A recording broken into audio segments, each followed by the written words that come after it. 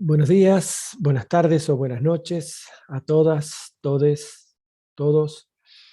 Esta es la grabación correspondiente a la novena clase y vamos a tener un primer desarrollo sobre la unidad número 8, que es el modelo neo-weberiano. Como siempre en mi caso, vamos a trabajar sobre un PowerPoint para ordenar un poco la exposición y para facilitar la ubicación de las preguntas sobre a partir de las cuales vamos a debatir en clase. Como ya lo hemos venido diciendo, nuestro marco conceptual vincula un contexto más general con una forma de Estado, con un modelo administrativo. Aunque, y si bien es uno de los puntos fuertes de nuestra mirada, de la mirada conceptual que aporta la cátedra, también establecimos que hay un importante nivel de autonomía de cada uno de estos tres espacios y que lo que hablamos es una tendencia general a la utilización de ciertas herramientas, de ciertos dispositivos, al reforzamiento de ciertos valores dentro de la cultura organizacional y al trabajo a partir de ciertas presunciones básicas. Sin embargo, y mucho más que en los otros casos o de una forma más notoria, la administración pública tiene elementos pragmáticos y muchas veces en un marco político, en una cierta forma estatal, tiende a tomar, justamente para el aprovechamiento o por la inercia o por la situación específica, tiende a utilizar herramientas y formatos administrativos y apropiarse de tecnología a partir de ciertos valores que no necesariamente hacen de esto una continuidad muy claramente visible. Con lo cual, la imagen de esta continuidad no siempre tiene la contundencia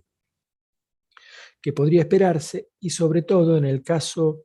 de la administración neoweberiana, que se asimila al modelo nacional y popular, es todavía un formato en construcción. Inclusive el carácter de administración neoweberiana para lo nacional y popular es un tema que todavía está en discusión entre los diferentes autores que nos dedicamos al tema. Aprovechamos esta situación para hacer un pequeño paso por Weber, seguramente ya lo hemos hecho, pero nunca está de más darlo, sobre todo porque, por lo menos para la perspectiva que se tiene del tema, en buena parte de América Latina, Weber es un autor liminar, y si se dedican a estos temas lo van a ver continuamente, va a estar muy cercano, muy presente en todos los análisis que ustedes desarrollen. Básicamente, la idea de Weber, como fue la explosión del desarrollo teórico y conceptual a partir de la modernidad, tiene que ver con la racionalidad. Ustedes saben, uno de los elementos centrales de la modernidad es apropiarse de la razón como herramienta fundamental y tirar los otros elementos, fundamentalmente aquellos que tenían más que ver con lo emotivo o con la fe o con otros ámbitos del desarrollo del espíritu humano, fueron subordinados a esta idea de la razón. Y esta idea también llega a la administración pública, y justamente lo que busca el objetivo central, que es muy importante porque va a ser una de las recuperaciones fuertes que van a hacer lo neoweberiano, es cómo vincular la conducción del Estado con la administración pública, cómo vincular la esfera de lo político con la esfera más organizacional. Si hay esa forma, es meramente automática o tiene algún intríngulis. Justamente lo que van a decir los autores y la creación de un campo específico llamado administración pública en el mundo académico a partir de fines del siglo XIX tiene que ver con la especificidad de esa vinculación, y Weber pone el acento en la utilización de la razón como forma de generar un vínculo virtuoso entre estos dos elementos. En verdad Weber no hace más que coronar todo un desarrollo que se venía dando desde el momento del despotismo ilustrado, del buen gobierno y de la legitimidad del gobernante, no solamente a partir de, de, de su, de su vinculación con la religión. Fundamentalmente desde la antigüedad los reyes y los mandatos únicos tenían que ver con algún tipo de pacto que se había hecho con las divinidades, sino también, vuelvo a decir, con la posibilidad de desarrollar gobiernos que hicieran felices a los súbditos. Esta es la lógica del despotismo ilustrado y bueno, la utilización creciente de la razón.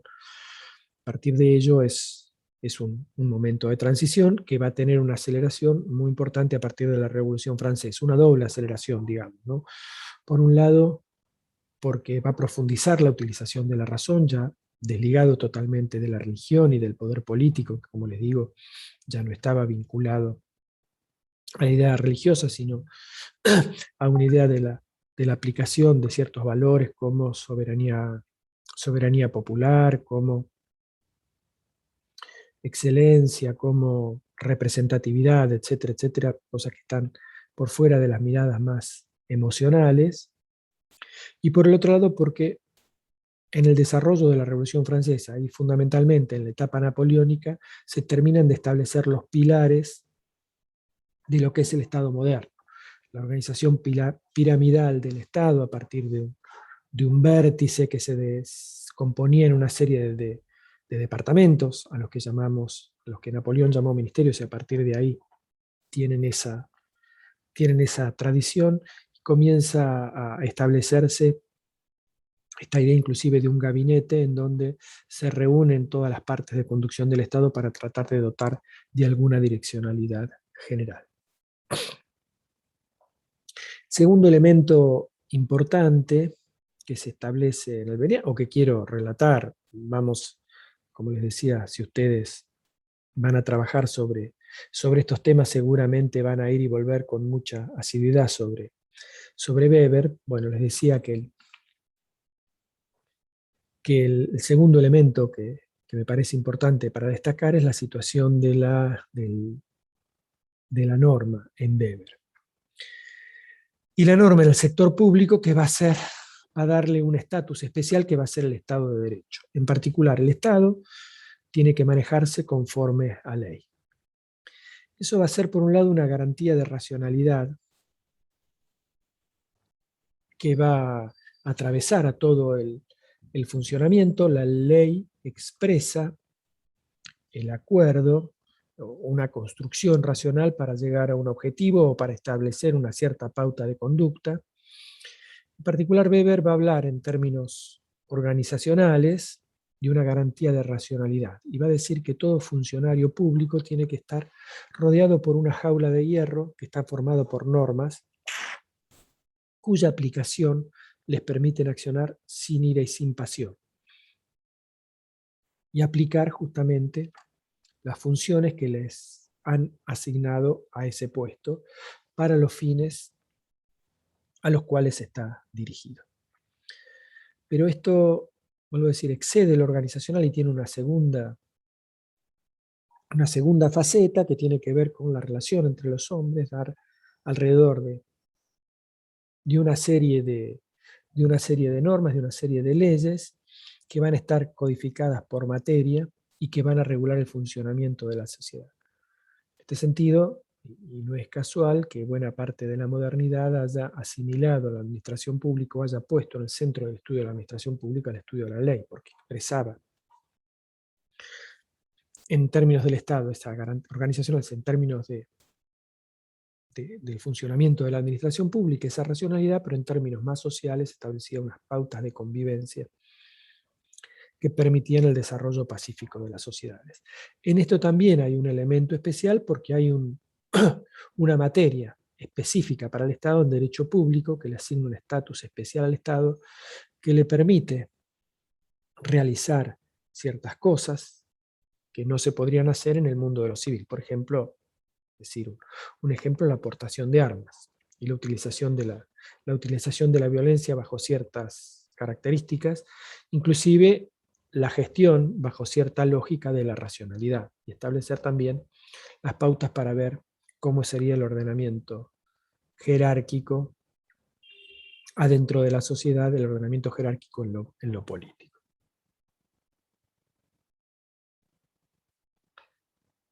Weber va a estar peleando, fundamentalmente va a generar casi toda su obra en tensión con una cosa que él llamó patrimonialismo, que era la apropiación patrimonial del Estado por parte de los nobles en el caso del feudo o del rey, o de ciertas visiones en donde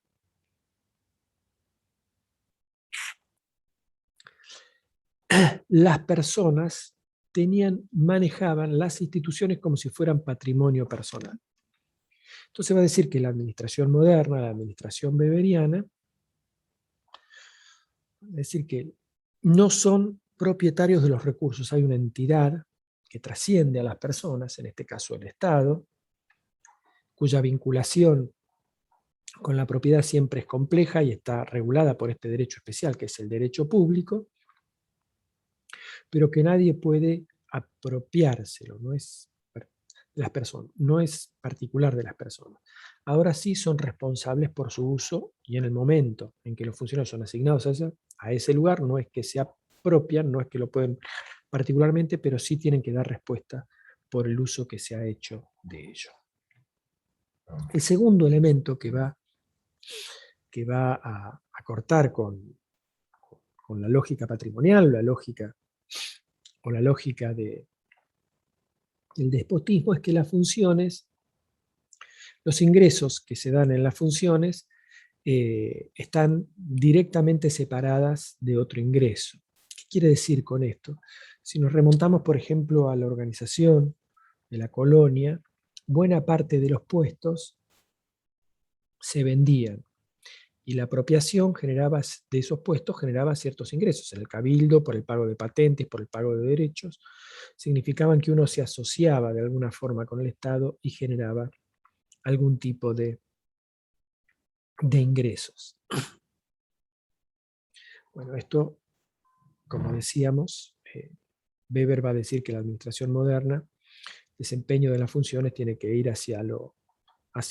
salarial y no tiene que estar contaminada con otro ingreso. O sea, yo no es que trabajo para el Estado y trabajo para el señor al mismo tiempo. Estos son términos de Weber, ¿no? Hablar del cuadro administrativo y el señor como emulando un tipo ideal de conducción estatal del momento patrimonial, en donde no se diferencian las funciones que se dan para el señor de las que se dan para el Estado. Los ingresos, justamente, esto es lo que busca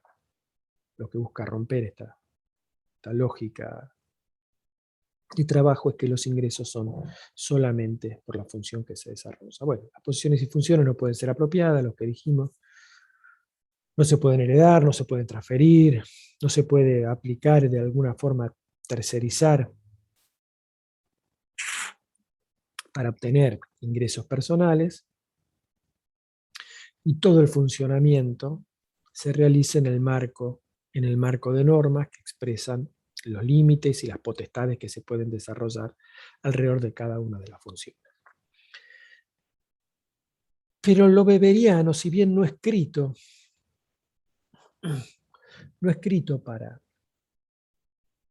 para esto, también entra en tensión con el modelo gerencial. Porque entra en tensión en dos lados. Primero con la gestión del cuadro administrativo y después con la gestión procesal propiamente dicha. En términos de la gestión administrativa, justamente Weber pensaba en cómo rescatar a los siervos de la mano del señor. Ustedes saben, había el modelo medieval, tenía esta diferencia en donde la dominación económica y la dominación política estaban muy emparentadas y casi siempre se superponían. Las tierras del señor eran trabajadas por los siervos, que a su vez eran los soldados de el feudo, que se defendía cuando eran atacados por otro o cuando el feudo quería atacar otras funciones, o tenían una serie de funciones en donde lo estatal, lo económico, lo político, lo productivo estaba todo mezclado, y el capitalismo justamente tiende a dividirlos. Y lo que busca Weber es separar el Estado de la construcción económica, y justamente los funcionarios estatales busca diferenciarlos de los otros funcionarios que pueden estar a cargo del señor o de la conducción política. Y por eso, y tomando el modelo fundamentalmente de Federico el Grande en Prusia, que después se había ido desarrollando, y las reformas napoleónicas, y todas ellas, que Weber no lo cita, pero mucho antes habían sido desarrolladas en China, en la Organización Imperial China, piensa un cuadro administrativo desarrollado que desarrolla su tarea alrededor de funciones, que alrededor que transcurre esta vida profesional, esta vida del trabajo adentro del Estado, transcurre alrededor de reglas generales que sirven tanto para su selección, para evaluar su desempeño, para su carrera, para establecer su ámbito de autoridad, las tareas que tiene que desarrollar, etcétera, etcétera, etcétera. El otro aspecto, esto es lo que hace al mundo del empleo público. Hay otra tradición, esta es la tradición que se suele llamar más continental, hay otra tradición que tiende a poner el eje más en la libre entrada y salida de los trabajadores estatales, y cuando se necesita una especialización, ir a buscarla al mercado, y cuando termina, expulsarla. Este es un modelo más cercano al gerencial, es lo que busca el gerencial, ¿no? Carreras absolutamente flexibles, reasignación con determinada libertad de los trabajadores, posibilidad de flexibilizar rutinas y trabajos, y especialización en el tema de que trabaja. Uno podría decir que, o por lo menos no sé si fue así tan pensado por Weber, pero en el desarrollo, los dos modelos, el modelo más gerencial, el modelo más flexible, tendía a especializarse en el tema sustantivo, mientras que el modelo gerencial tiende a generar cuadros administrativos más especializados en la gestión del Estado. Son especialistas en el Estado que aprenden lo sustantivo, mientras que el otro es más parado sobre conocimiento de lo sustantivo, que ingresa y puede salir al Estado.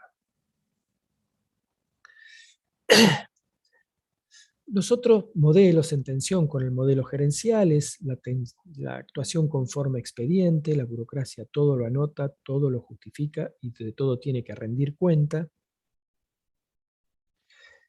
En general rige la exclusividad del funcionario.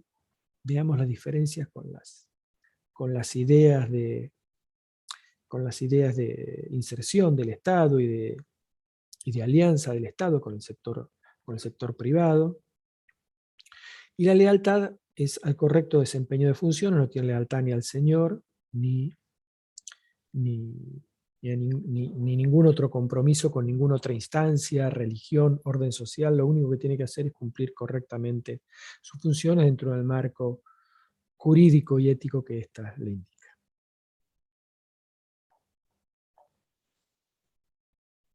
Bueno, ¿por qué es atractivo lo neo-weberiano? ¿Por qué es retomado por la mirada nacional y popular, o por ciertos autores de lo nacional y popular? Porque lo neo-weberiano se plantea cómo hacer para expresar la voluntad política a través del aparato organizacional. Cómo hacer que esa voluntad política permita desarrollar transformaciones y gestiones en el mundo organizacional a través de un aparato que tiene la capacidad de trascenderse, digamos, ¿no? De mantenerse en esas funciones a largo plazo. ¿Y en qué esta tensión, en qué se genera esta tensión con lo gerencial? Que lo gerencial está más preocupado fundamentalmente por la eficiencia, digamos, ¿no? Está fundamentalmente ocupado por elevar la productividad al mínimo costo. No está tan preocupado por la racionalidad de fin, la racionalidad estratégica, que sería lo que está en el fondo de la mirada weberiana, ¿no? La política se expresa racionalmente a través de leyes, los objetivos, los valores, las ideas a dónde llegar. Y esas leyes configuran un Estado que sale a cumplir lo que dice la política, sin negar la tensión que hay entre ellos, ¿no? Weber va a decir que hay una tensión muy fuerte entre burocracia, hay una tensión entre burocracia y política, pero va a pensar y va a expresar que este es el modelo ideal, sobre todo el más eficiente y el que tiene mayores capacidades para expresar esa relación de los fines que se da desde la conducción. Por otro lado, esta mirada de un aparato burocrático son las que permiten continuidad en el tiempo. La idea de la flexibilidad genera que muchas veces instancias que se han construido no tienden a carnar con la suficiente potencia y en la primera de cambio o en las primeras combinaciones o desarrollos que se realizan tender a disolverse. Eso fue bastante común en los 90, en donde muchas reformas sobre espacios administrativos, muchos de ellos muy ineficientes y muy ineficaces, se disolvieron y se pusieron en marcha organizaciones mucho más flexibles, mucho menos estables, mucho más armados sobre la potencia y el poder de quienes llevaban adelante las funciones, y en alguna de las crisis subsiguientes desapareció. Con lo cual nos dimos cuenta y empezamos a extrañar aquellas instituciones que eran tan ineficientes e ineficaces, pero que por lo menos funcionaban. Mientras que estas que eran mucho más flexibles y que en algún momento, cuando tuvieron toda la atención de la política, estuvieron en el centro de la cuestión organizacional, en el centro de la agenda y de la atención tanto del público, de los usuarios, de los contribuyentes, funcionaron en la medida que eso se disolvió al no tener una estructura burocrática que las sostuviera, o desaparecieron o tendieron a volverse casi ineficaces totalmente. Y por el otro lado, la idea de lo weberiano es potente frente a los problemas de captura. Esto también es una visión muy en tensión con lo gerencial. Porque para lo gerencial el gravísimo problema es la corrupción capilar, la apropiación por parte de los funcionarios de bienes de los públicos. Entonces, la idea está en un gran control, la minimización, como vimos, de la administración pública, un gran control y una serie de políticas de transparencia. Para la mirada nacional y popular, el grave problema es la captura de oficinas del Estado por parte de sectores hegemónicos que hay en la sociedad. Entonces, lo que busca contrarrestar es armar aparatos poderosos que sean capaces, desde lo político y desde lo organizacional, de enfrentar y resistir ese problema de captura, que tengan la solidez técnica y la solidez organizacional como para poder defenderlo. Y eso son construcciones de largo plazo que tienen mayores posibilidades de desarrollarse desde el mundo neobeberiano, que desde estas organizaciones flexibles que con cierta facilidad son capturadas por los espacios más poderosos de la sociedad. Ahora bien, estas ideas de lo weberiano como previsibilidad de lo público, como Estado de Derecho, como aparato con continuidad y estabilidad, como mejor espacio para respuesta ante las situaciones que se viven. Y nuevamente, podemos así haber situado América Latina. No decimos que esto sea universal, que no sea una resolución universal, ni siquiera para todos los elementos que se dan adentro del Estado, pero sí como la mirada nacional y popular dice que esto, como tendencia de estos valores, tienden a dar respuesta y mantenerse en el tiempo más potentes que el modelo gerencial o que el modelo participativo. Bueno, decíamos que esto weberiano como común, en donde el Estado de Derecho es un tema sumamente importante y el derecho como defensa frente a la captura, tiene que tener algún agregado con contenidos sustantivos. Yo podría decir, Kant habla de la categoría entusiasmo, o sea, los cultores de la racionalidad y de la modernidad, los principales aportes filosóficos, o muchos de los principales aportes filosóficos, creo que Hegel también habló en este sentido, en otro momento se habló del fantasma en la máquina, ¿no? La racionalidad, una máquina que con esta idea mecanicista, con esta cultura mecanicista que contaminaba toda esta visión, tiene que tener un algo más. Vuelvo a decir, Kant lo vio en el mismo nacimiento. Hay una herramienta enormemente fuerte desde lo emocional y que tiene que articularse con esta idea de previsibilidad, de racionalización.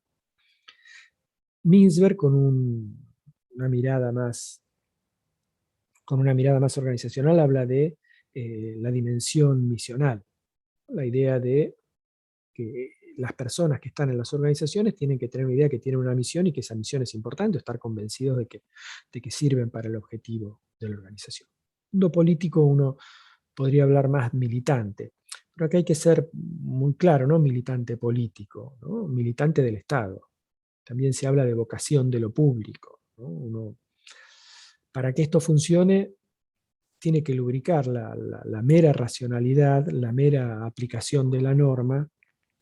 tiene que tener también un espacio en donde funcionan valores de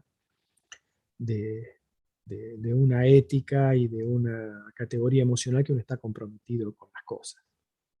Porque siempre la norma, esto lo sabemos, siempre la norma gira alrededor de la buena predisposición. Por eso una forma de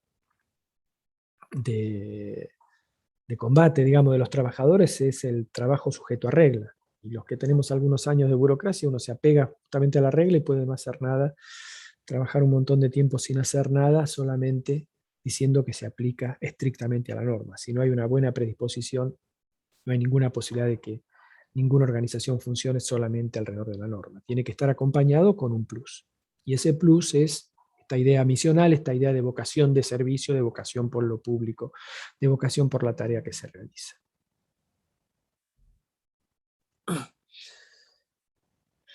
Hay un elemento adicional que está recién en ciernes. Vamos a ver que buena parte del modelo burocrático justamente tiene un ciclo de vida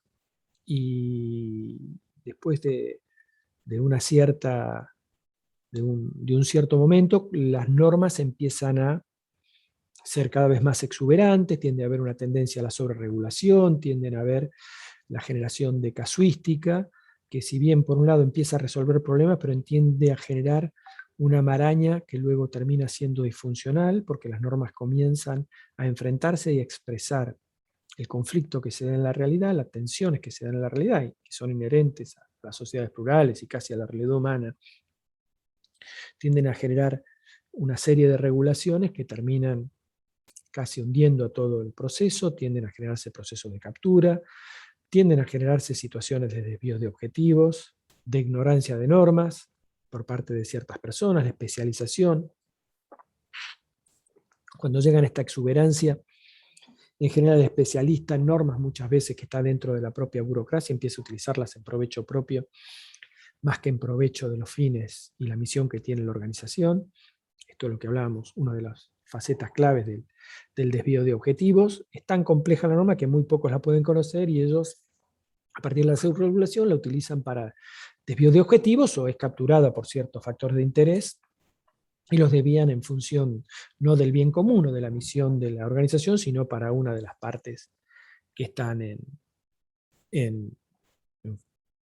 que están involucradas en el desarrollo de esta política pública.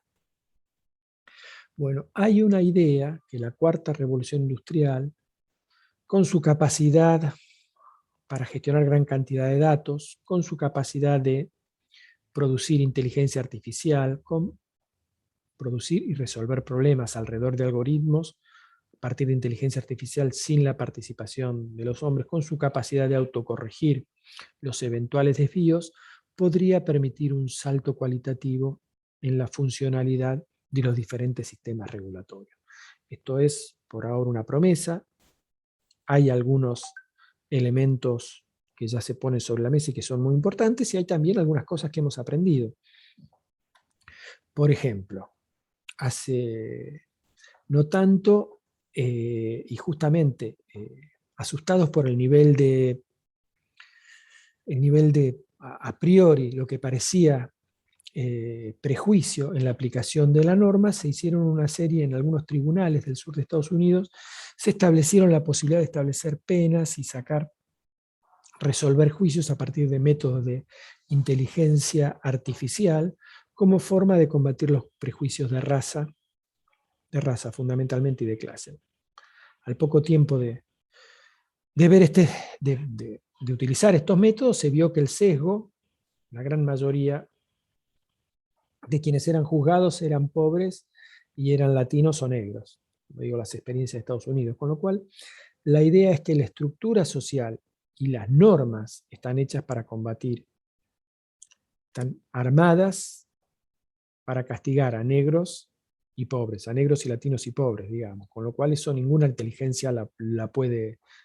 superar. Ahí el problema está en otro lado.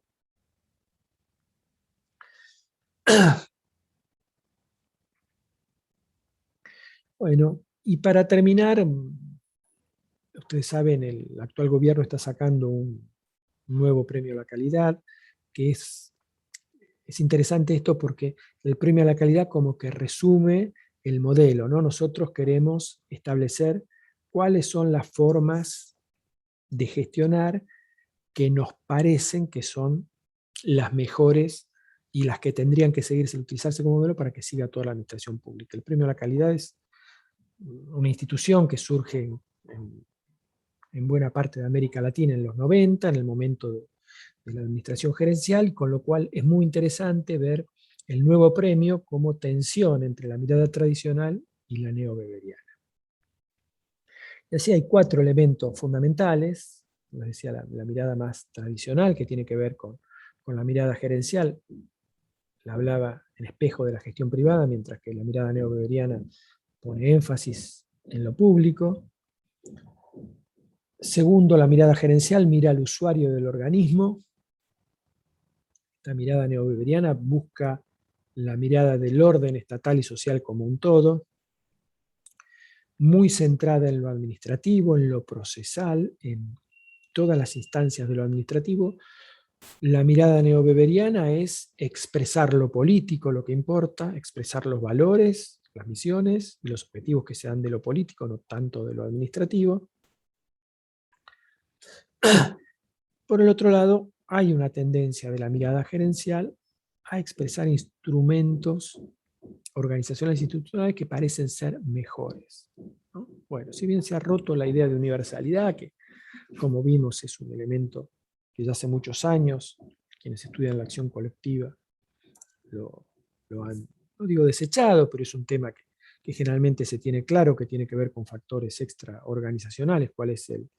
la definición sobre estructuras Paine, estructuras Fideo, centralizar, descentralizar, normalizar, libertad de acción, etcétera, etcétera. Tienen que ver con la tarea, el contexto, los recursos que se tienen, etcétera, etcétera, etcétera. Hay una idea en la mirada gerencial hacia ciertos instrumentos preferentes, mientras que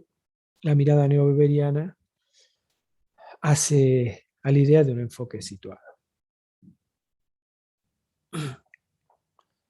Hay también una serie de ejes que, bueno, ya nos hemos demorado más de lo que pensamos, con lo cual en esta clase por ahí los tratamos en clase, los dejo ahí planteados, como en relación con la sociedad y en el funcionamiento y en la estructuración de la administración pública, ciertas ideas, ciertos compromisos, ciertas ideas, fuerzas estratégicas que hacen hincapié nuevamente en estas ideas, ¿no? En la vinculación con el proyecto de gobierno, en la coordinación, en el compromiso con los valores públicos, en la participación social, más allá de que esa participación, a diferencia de lo que va a decir la mirada más participativa, más socialdemócrata, esa participación es para empoderar las instancias públicas, para empoderar y una relación interdependiente, pero con el liderazgo claramente del proyecto del gobierno, democráticamente electo por la sociedad. Soberanía tecnológica, una idea muy sociotécnica, no tanto sobre la idea de esta visión del fetichismo tecnológico, la tecnología como espacio de solución de problemas, sino como herramienta para la solución de problemas que tienen centralmente en la esfera de lo político. Bueno, muy rápidamente sobre los problemas del modelo burocrático y la idea de que lo neobeberiano tiene que superarlo, tiene que ver con esta idea de la sobrereglamentación, dificultades para adecuarse a contextos turbulentos, porque tiene cierta rigidez e inercia en los procesos a partir de lo normativo. La normalización genera que lo que sale de la norma, lo que está fuera de la campana de Gauss, tiene dificultades para ser capturado, para ser captado por esa política pública, trabaja muy sobre espacios que buscan adentro de la norma, y cuando hay un caso excepcional tiene dificultades para, como digo, para visualizarlo, para ponerlo dentro del campo, mientras que la flexibilidad de los otros modelos tiene más posibilidades de hacerlo, y esta idea de acumular el poder en la tecnoestructura. La tecnoestructura es en el aparato burocrático. Tecnoestructura es un término que utiliza Mintzberg, o que patentó Mintzberg y que se utiliza mucho en la jerga, que son aquellos que crean las normas y manejan el aparato, ¿no? Las DGAs, las que crean los departamentos jurídicos, espacios que a partir de su conocimiento y de generación de las normas tienden a reorientar el funcionamiento de toda la organización, y por eso para la mirada weberiana, la mirada continental, es tan importante contar con cuadros que manejen esta idea, cosa de poder sobrepasar y poder reconstituir esta relación entre la conducción política y el aparato administrativo. Esto lo puede hacer un experto y no uno que venga de afuera, que, según esta visión, tiende a tener más dificultades para manejar esta relación que se considera tan crítica. Por último, y para terminar, bueno, las críticas a la mirada neoweberiana por parte de la mirada sociocéntrica es que la burocracia, las normas y esta mirada de arriba hacia abajo quita energía y capacidad creativa a la sociedad civil. O sea, si nosotros queremos empoderar a la sociedad civil, el escenario que plantea lo neoweberiano tiene sus limitaciones, o tiene todas sus contraindicaciones. Por el lado de la mirada neoliberal, la mirada de la competencia y de la libertad, ¿no? Hay una frase: la burocracia es ontológicamente socialista, una frase de Vargas Llosa. Si establecemos normas,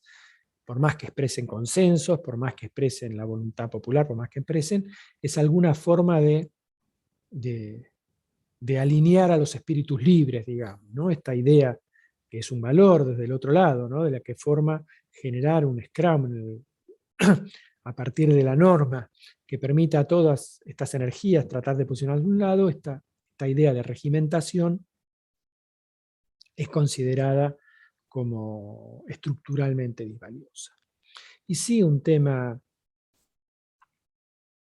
que es uno de los grandes desafíos que tiene el modelo neoweberiano para responder, y que teóricamente, o que se plantea poder superarlo a partir de estas tecnologías de la cuarta revolución industrial, se vienen contextos turbulentos, y los modelos basados en normas, las normas tienen dificultades para seguir la dinámica de contextos turbulentos y de cambio estructural. Con lo cual, bueno, es un desafío, una presión muy fuerte que se da desde lo neoweberiano. Bueno, estos y otros temas los seguiremos charlando, los seguiremos a lo largo de la clase. No dejen de ver la guía de preguntas y de debate, pensar las preguntas para hacer a partir de la lectura del material, y ver de qué forma discutimos y charlamos sobre estos temas en la clase del 24 de septiembre. Nos vemos allí.